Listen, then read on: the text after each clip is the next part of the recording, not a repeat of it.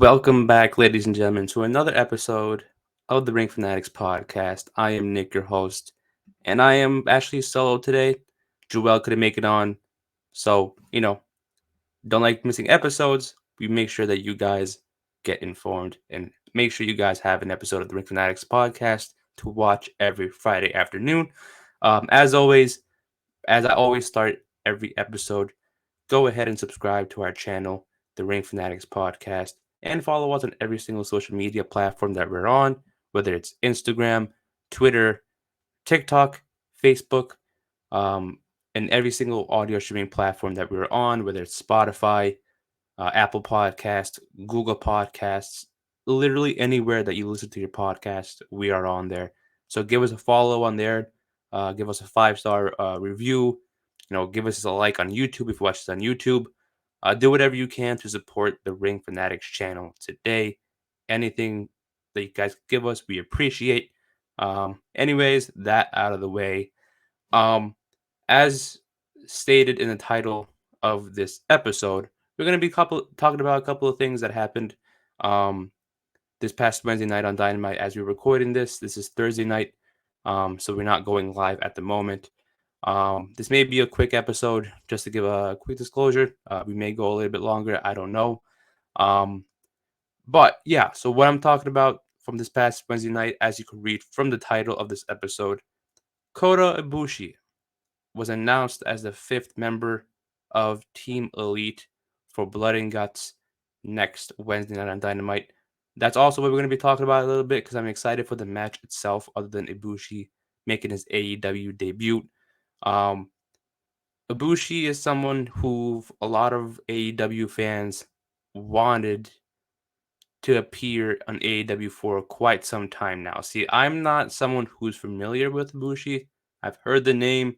I've seen some of his matches like that afterwards, not like live, but I've seen some of his matches on YouTube. If I'm being specific here, so I've never like not that familiar. I've seen him on NXT a few times when he was a part of the Cruiserweight Classic, so I've seen him before, but wasn't too familiar with him.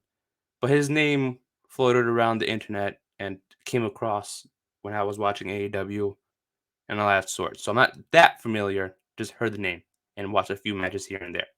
Um, but I understand the hype behind Ibushi.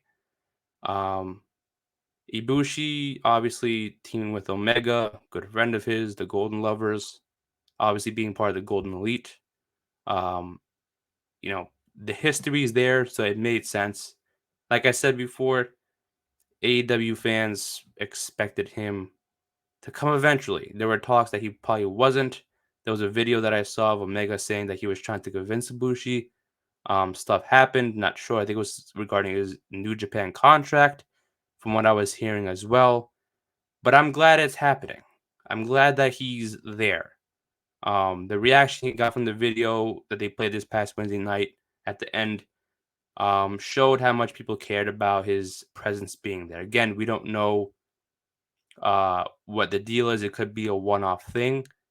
We don't know if he's going to be officially signed yet. At the moment, no one seems to care that he's signed. People just care the fact that he's going to be there. Um, that's what a lot of AEW fans wanted, just him to be a part of AEW at some point during its history. Yeah, just started. It's only been a company for about 4 or 5 years now. So he was going to make his appearance eventually. Blood and Guts makes it all better. It fits perfectly in the storyline. They needed one more person to part of their team. They got the right guy, someone who fits perfectly. Eddie Kingston couldn't do it. I believe he got injured, or he was in Japan for a bit. Um, but either way, this Ibushi fits perfectly within the group to be a part of this. I'm excited. Again, this is gonna be my first time watching him in action, live, not live in person, but on my television screen as it's happening. So it's cool to see him in action, part of AEW. I'm excited to see for this match in general. Um, it's about time. That's all I can say about Ibushi. It's about time that he makes his appearance. Um, I hope he does sign with AEW. I kind of wishing he does sign that contract and we do see a graphic on social media that says Kota Ibushi is all elite. Don't know if it's gonna happen. He had that history with his Japan contract. Um, so I don't know if he's ready to sign a new TV deal just yet, new full-time contract just yet. So it's really up to him if he wants to. But if it's just a one-time thing, I totally get it. I wouldn't be mad at it. It would suck because I would want to see him more, mainly because I want to see more of him in the ring. But um, I understand either way. So whatever happens, happens. It's just cool. It makes sense. I was excited for when that video package aired. I think it said in the beginning, like I believe it said like he's coming or something like that. In the beginning of it, which kind of I don't want to say gave it away, but it was like, oh shit, who is it? Then as it went further in, it was like, yep, it's him. They showed like a little part where it was like someone like airboxing in the shadow, kind of gave it away with his hair. But it was cool, man. I think it said he's coming. Yeah, at the beginning of the video, it said he's coming. So once it said that, I was like, oh, it has to be Ibushi. They wouldn't hype it any other way if it wasn't him. Um, so then we also found out that same night that Pac was also going to be a part of the match for the Team Blackpool Combat Club and Takeshita. That was I didn't see that coming, to be honest. Great pick to be a part of Blackpool Combat Club. Um, because that team for Blood and Guts because he has history with Omega in AEW. From the beginning, from the very beginning of AEW's history, him and Pac went at it. Pac and Heyman went at it. Lucha Bros and the Young Bucks went at it. The thing is though, because I don't know if Pac is technically still with Death Triangle. You know, Death Triangle is the Lucha Brothers are doing their own thing in Ring of Honor as Ring of Honor Tag Champs. I know Alex Abrahantes is now recruiting people. It seems they're trying to do their own thing now. Because I know Commander is now with Alex's group. So it seems like they're trying to go their own direction instead of sticking with Death Triangle. Although I did love Death Triangle, I will miss them. Um, it was a great run as a trio. You know, they won the trios championships.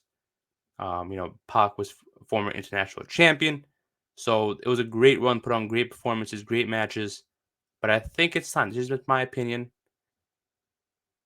Put Pac in Blackpool Combat Club.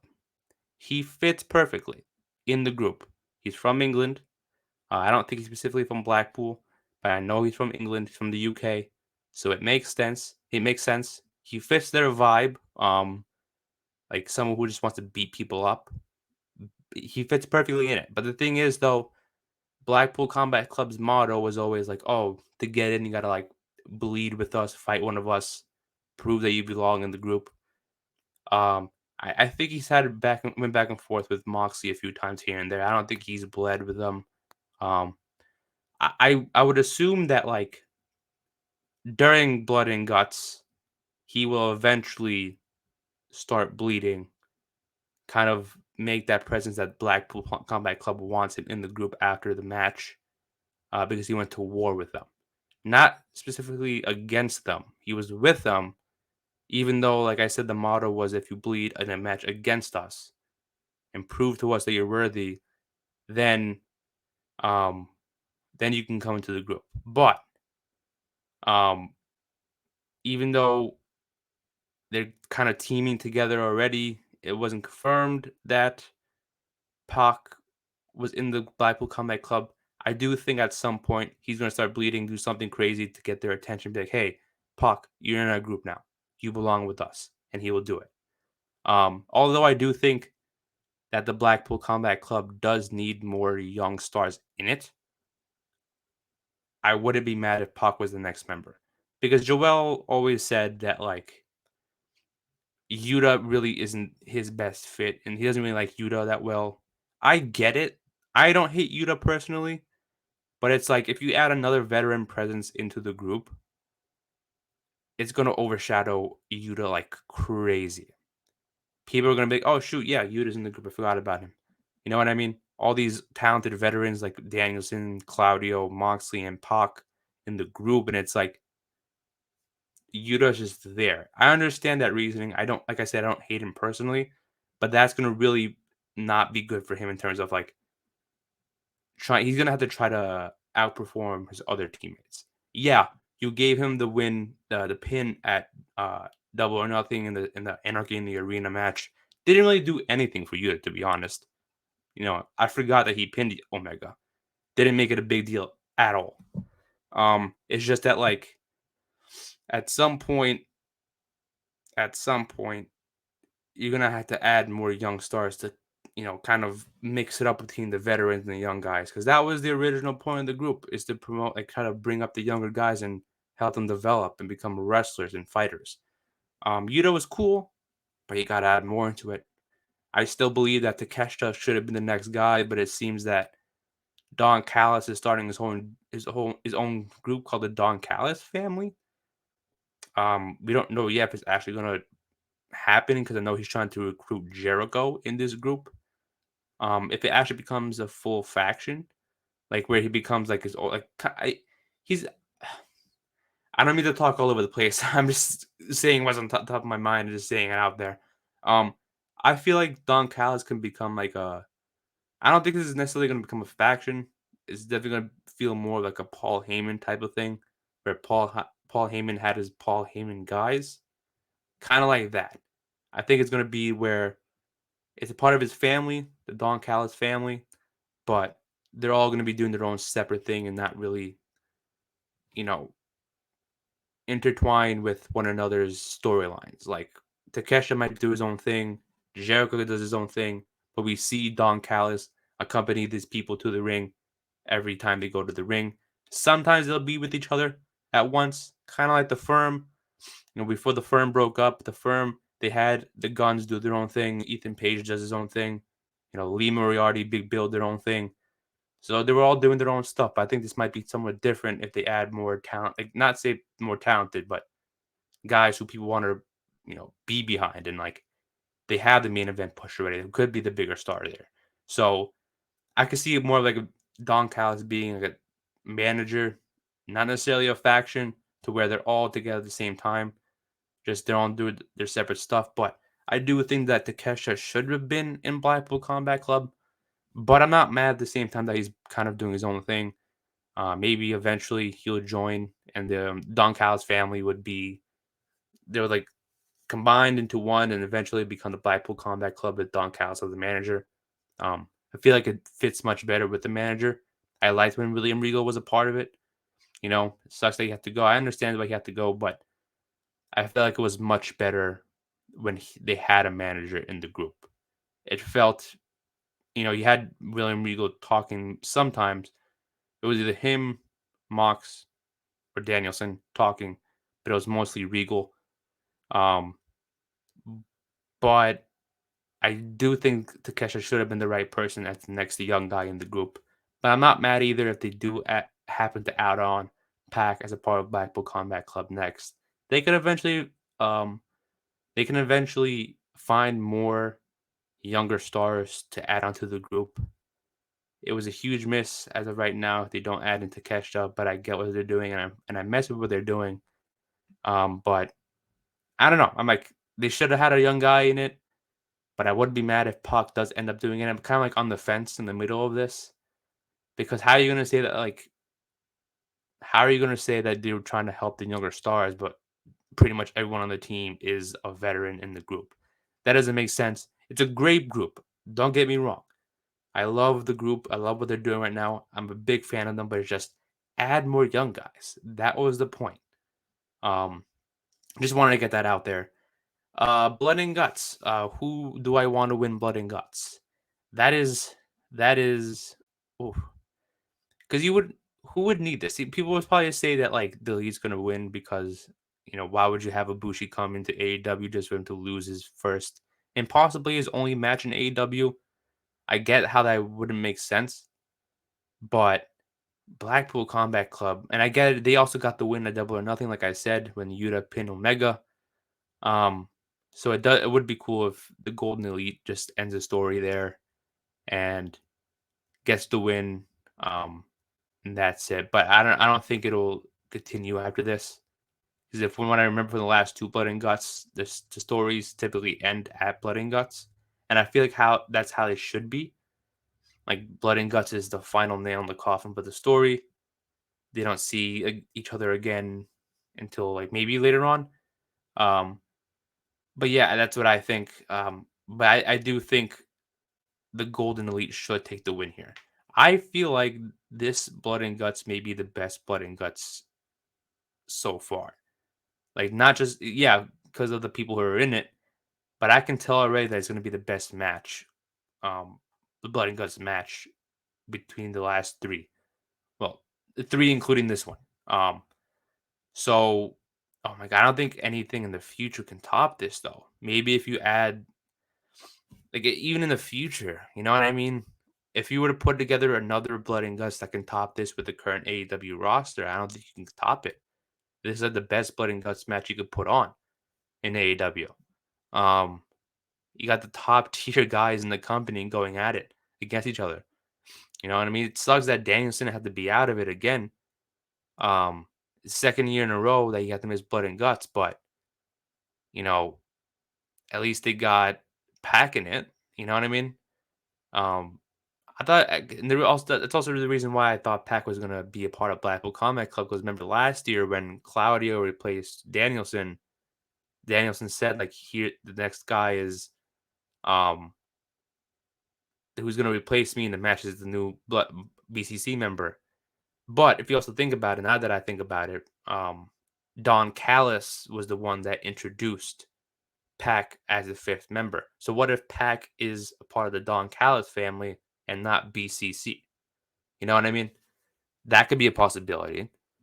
You know, you just have him be a part of Don Callis's crew by himself, no Lucha Bros. Um, but I do really want to see Pac in Blackpool Combat Club because I kind of want to see a new member added. I think it's about time we get a new member added to the group. Pac is the perfect fit as a veteran in the group. He fits their lifestyle, like I said, and he has everything. He's a veteran. He wants to fight. He matches their energy. I don't see why not.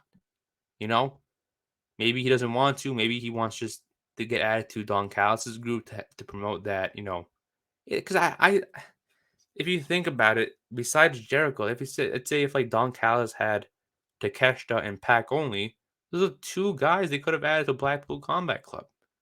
I know they're big on factions and they want to start new factions every week. I get that. But Don Callis could be the manager of Blackpool Combat Club. Do they need it? No. Would it be cool? Yes. 100%. William Regal, when Regal was there, like I said before, he did the talking, but also John Moxley and also Danielson. They all shared the mic. Kind of like what Claudio and Wheeler Yuta do right now. They don't talk that much. They do talk, obviously. We do hear a promo from them here and there, but we get more of Moxley, Danielson, Regal. Now that Regal's gone, they can add on Don Callis. They can add on Takeshita eventually. They can add on Pac. That group right there, imagine if Pac and Takeshita get added onto the group. You know how dominant that would look? Not just on paper, but actually their presence walking to the ring. That'd be a badass faction. You know what I mean? Just like that would be I, there's no word. I can't even think of a word to say right now that can how I feel. It's just badass is it. I think that's the badass is the only word I can think of that can really describe Blackpool Combat Club if Pac and Takesha get added on. But I do think that the Golden Elite should win it again because of Blackpool Combat Club winning it at Double or Nothing. You don't want to. I mean, unless they do swerve us and do have Blackpool Combat Club take the win again. But if you're gonna want to have Ibushi come in, if he's doing a one-off thing, doesn't make sense to give him a loss. Um, so I do think that the Golden Lovers do deserve this win here. I want to see more of Ibushi. I hope in AEW. Um, Again, I don't know if he's gonna sign a contract. We're gonna have to wait and see till after Dynamite if he gets that All Elite graphic. But I just want to see more Ibushi. You know what I mean? I wasn't a big New Japan guy when he was there. I was only a WWE guy for years until AEW came along, and I started watching both. So again, I only knew Ibushi because he was teaming with Omega, and that's it. I barely watched any matches of him. I want to see more. That's why if he does sign, that would be amazing for me because I get to see more Ibushi on my TV every week. Um, but yeah, I want to see more Ibushi. I've seen a few handful of matches on YouTube, like I said before. So if anyone's listening to this part and want to recommend me some Ibushi matches from YouTube that would want to see me like that you would prefer me to watch, comment that below. I'll definitely give those a watch. Because I want to see more Ibushi. I just want to see him. I can obviously type in Ibushi matches myself on YouTube, but I want to know specific matches so that way I can go back and be like, hey, this is his best match. I want to see this against this person and this company. I know he had a match against Cedric Alexander in the Cruiserweight Classic. Saw that already. I was watching that as it happened. So that was a great match. I believe that was the match that Cedric signed right after, where Triple H came out and gave him a contract. Um, I believe that was it, but I remember that was my introduction to Kota Ibushi was the Cruiserweight Classic, and then that time he was like had like a brief run in NXT. But yeah, if you're listening to this part and you want to recommend me some Kota Ibushi matches, comment those matches down below. I'll give those a watch at some point. I definitely want to see more of him. I just don't know which matches to watch though. That's the thing. Um, so what else happened on Dynamite? Nick Wayne made his debut. Pretty good debut. Uh, they gave him the main event match. Technically the closing of the show was the announcement of both members of both teams in Blood and Guts, but technically they were the main event match, which is pretty cool. It gave him a big feel to it. They made the hype around Nick Wayne, they presented very, very well. Perfect. Like I said, they gave him the main event spot match. So they obviously made it a big deal. They added some video packages during the night before he actually had his match. So I think that gave more insight to who he was for those who never heard of Nick Wayne. I've heard of Nick Wayne. I know he was part of GCW. I saw a match of him here and there, so I was familiar of him. So I was glad that he was able to make his debut last night on AEW. He's still young. He's only 18, just turned 18. So did he need the win? Would have been cool, but again, he's young. Doesn't have to win, go on like a 20 match winning streak. Although it would be cool. He could take a loss right now. He'll eventually find his footing in AEW. Definitely get there. He's only 18. We don't have to worry about him being buried or like getting lost in the shuffle. He'll find some place in the roster and eventually get big at some point. I know him and Jordan Oliver were teaming as East West Express on GCW and in the Indies for quite some time before he signed with AEW.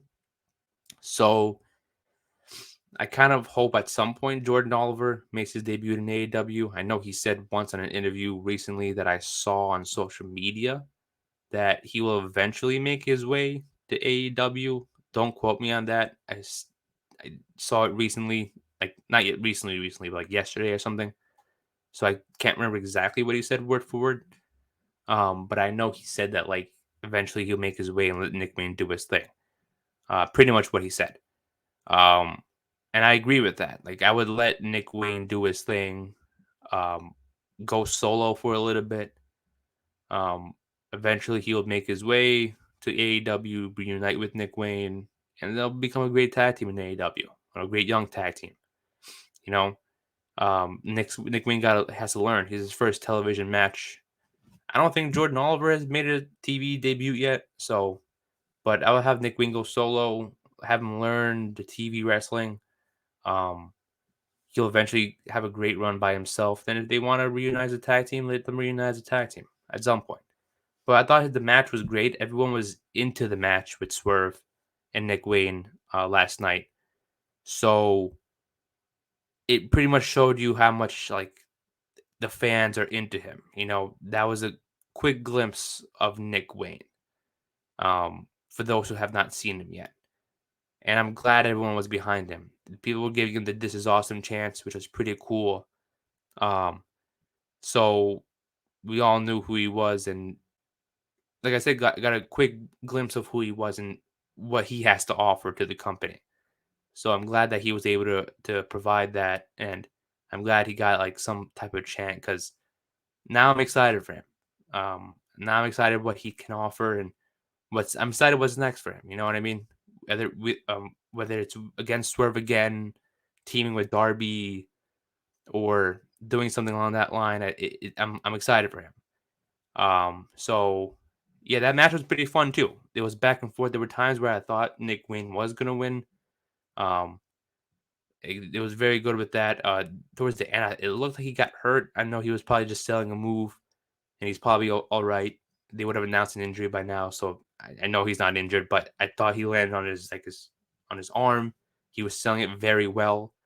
To where I thought like, oh shoot, he may be injured, which would have sucked. But um, I'm glad he's all right, and I'm glad he was able to go through with it. But it was a great match overall. I think he had history with Swerve. Can't remember what promotion they had their match in that kind of promoted this one. Um, but they have the chemistry there. You put him against someone that Nick Wayne was probably able to trust and had that chemistry with. He does team with Darby and Sting. Good for him. Darby, and Nick Wayne grew up. I think I don't remember the exact history with them too, but I know they kind of know each other very well. So um, I know if you team them together with Sting, I think he'll be all right. He'll get a lot of TV time, a lot of more exposure, a lot of great matches against great competitors. He'll learn from Sting and Darby Allin, so he'll have a lot of help. He'll be all right. As someone who's 18 years old, just getting started on television, I know he's been wrestling for a while, so the wrestling part will be fine. But the television wrestling, much different from what he was doing outside. So the more exposure he gets, the more veteran presence he gets, he'll be all right in AEW. So he'll nowhere away from there. He can lose at the next 5 matches. He will be okay. Um, Also on Dynamite was the MJF and Adam Cole segment. It was something that I absolutely love. Let me tell you something about MJF and Adam Cole. At first, when this storyline first started, I didn't like it. But this whole specifically the part when they did the whole blind eliminator tournament, not the actual storyline itself, if that makes sense. Because I love the fact that they're feuding with each other or going to continue to feud after. But when they got announced as tag partners for the blind eliminator tournament, I was like, nah, not a fan. Don't like this already.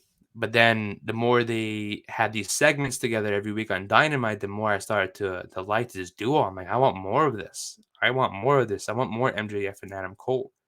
They seem to be the favorites to win the tournament. Um, and I hope they do win the tournament. But I don't think they're winning the tag team titles.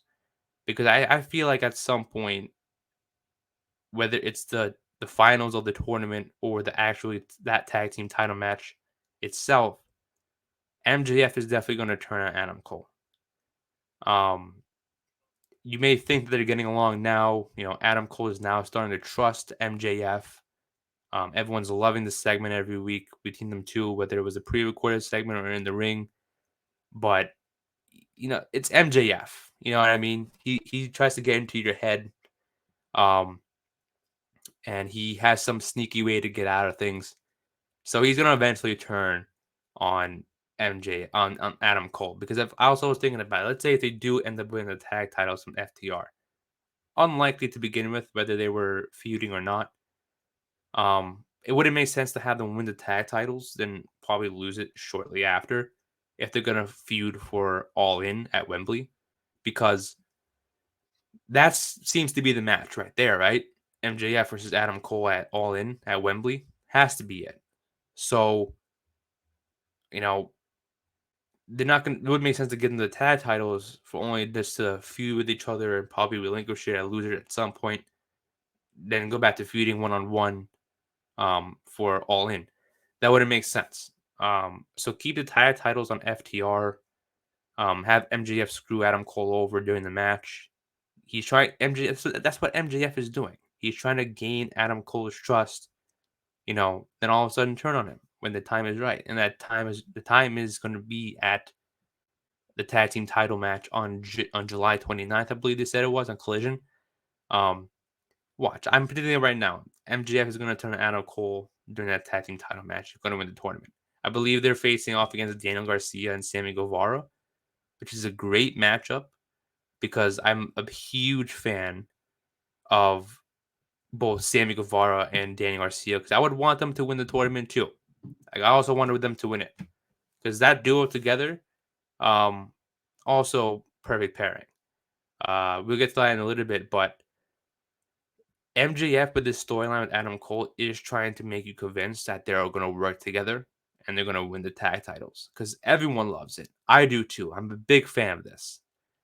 But there's going to be a point, I'm saying this right now, I said this multiple times already, that when it comes to the time when MJF and Adam Cole face FTR for the tag titles on July 29th at Collision, we're going to see an MJF turn. I know it's going to suck saying it right now. Y'all not going to believe me. Y'all probably don't want to believe it. But I have a feeling that he's gonna turn on him, and it's gonna suck because this is gonna be the match for All In MJF versus Adam Cole for the AEW World Championship, and it wouldn't make sense at all to give them the tag team titles and hold it till the to All In. Would it be cool? I guess if they held the tag titles together and also still feuding. But why hold the tag titles when they can have FTR walk in as champions and face someone and have their own match? I don't know.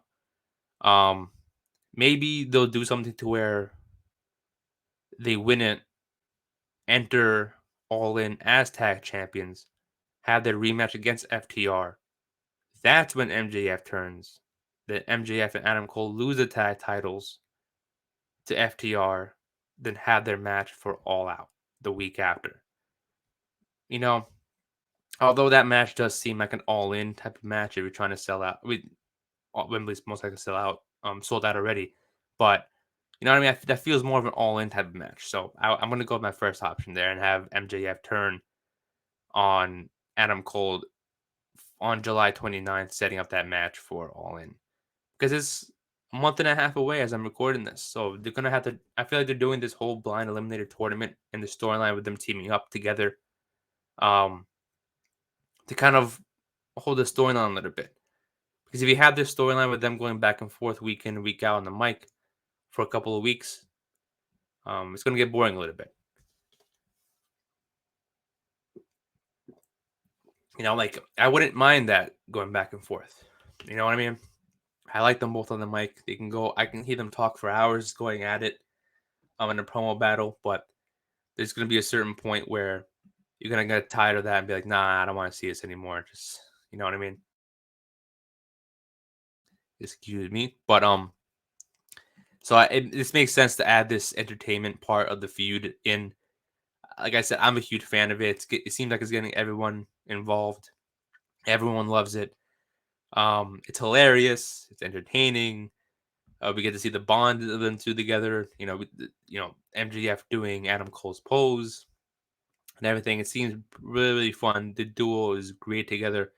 But the heel turn is coming. It's MJF. If you don't know MJF by now, I don't know what to say. Just he's gonna turn on Adam Cole to set up the match fall, and that's gonna happen.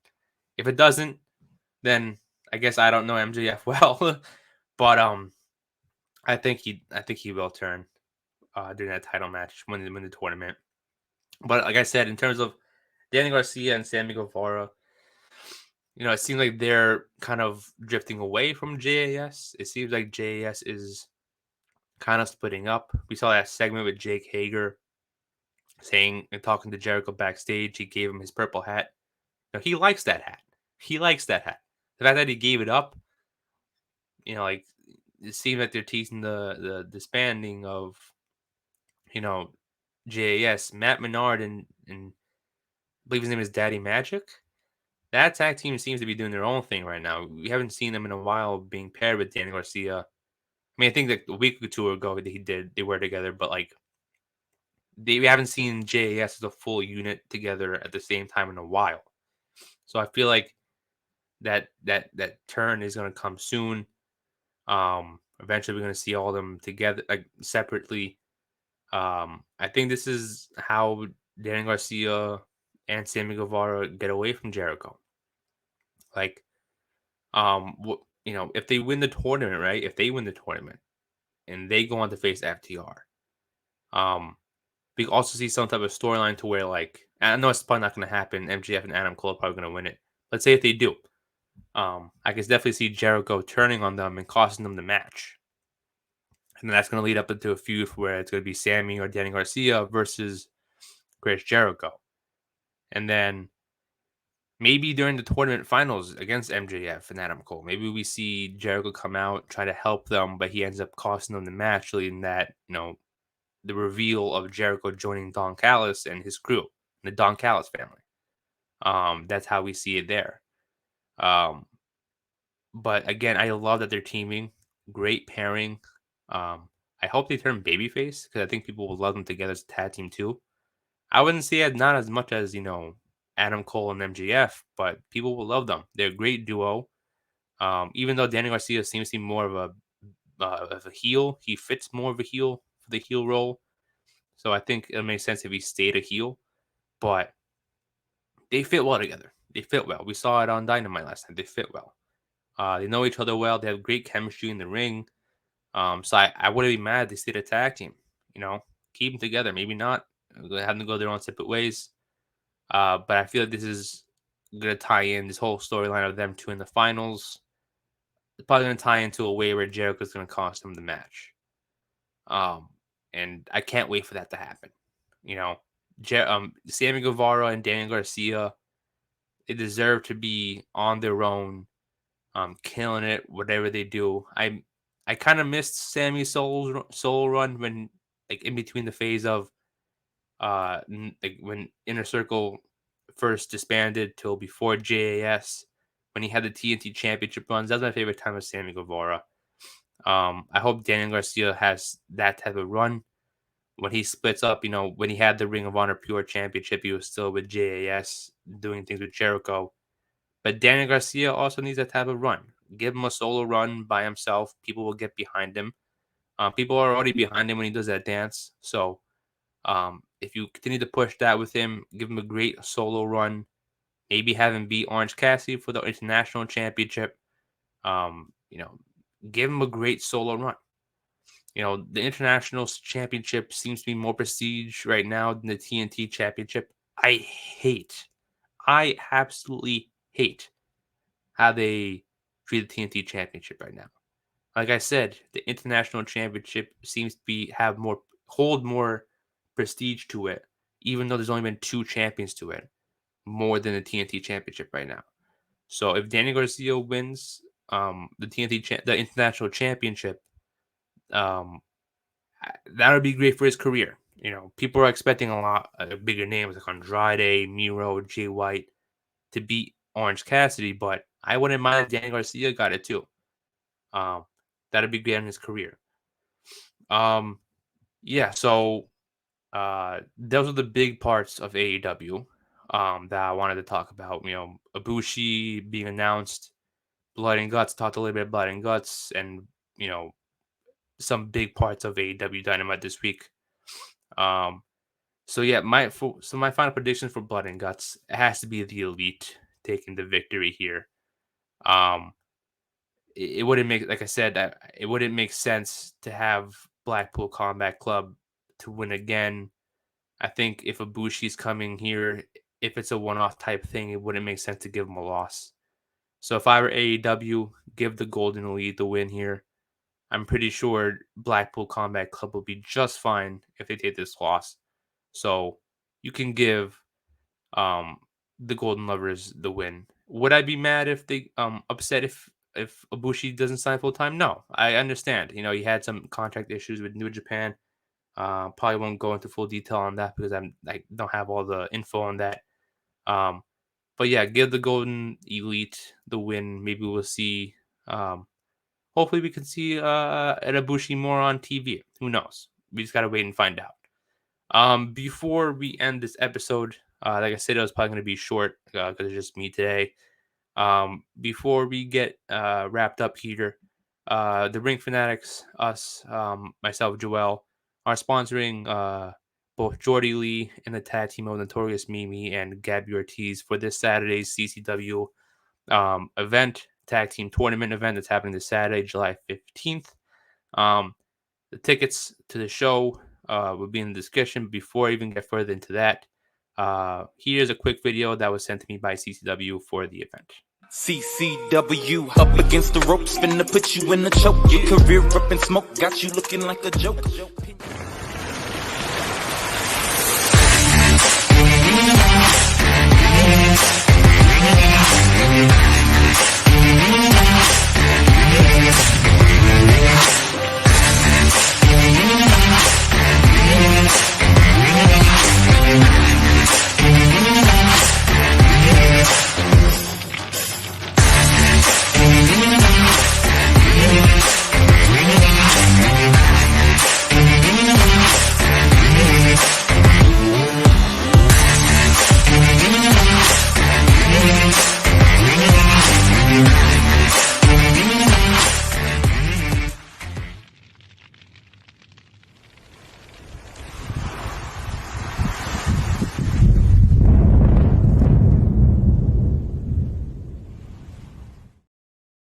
So yeah, that was thank you CCW for sending us that. Like I said, the show is this Saturday. You could find as you saw in the video if you're watching on YouTube, the tickets on ticketleap.com. You could also check the description of this YouTube video to get the tickets if you wanted to attend. It's in New Jersey.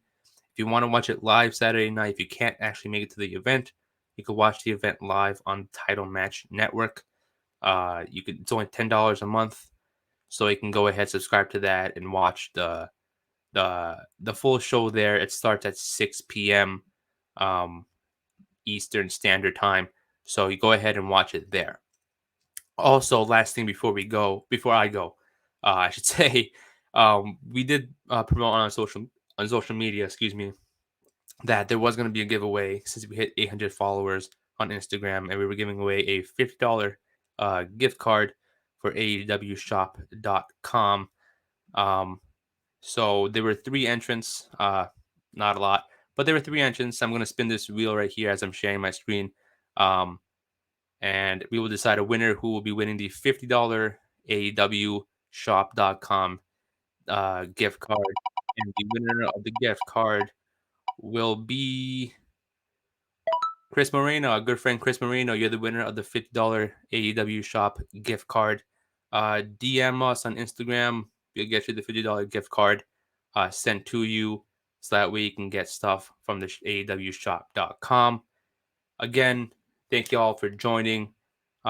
Just me today, doing my solo episode. As I talked a little bit about AEW from this past week, a little bit of Ibushi, a little bit of blood and guts. Wasn't going to go too much into it.